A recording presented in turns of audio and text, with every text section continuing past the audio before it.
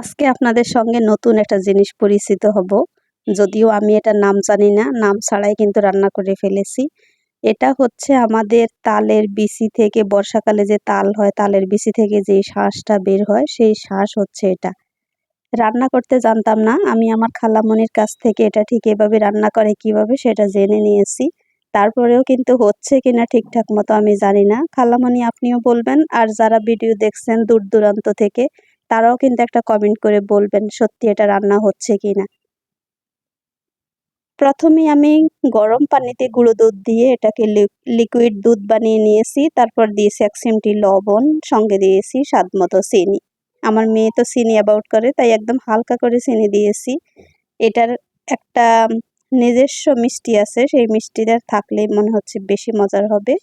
যাই হোক, হালকা মিষ্টি আর দুধটাকে ঘন করে দিয়েছি। এখন হচ্ছে রান্না করা ঠিকঠাক হচ্ছে কিনা আপনাদের কাছে জানতে চাই।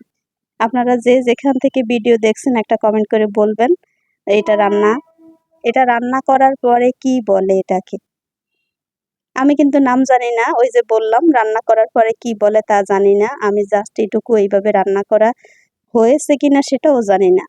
শুধু জানি এটা হচ্ছে তালের বিচি। তালের বিচি থেকে কেটে ভিতরে যে শাঁসটা পাওয়া যায়, ফুলটা পাওয়া যায়, সেটাই হচ্ছে এটা। আর এটাকে এইভাবে দুধের মধ্যে রান্না করলে এটার নাম হয় কি সেটাও জানি না। নাম না জানলেও রান্নাটা কিন্তু অনেক সুন্দর হয়েছে, খেতেও কিন্তু অনেক বেশি মজার হয়েছে। এখন আমি আমার মেয়েকে খেতে দিব।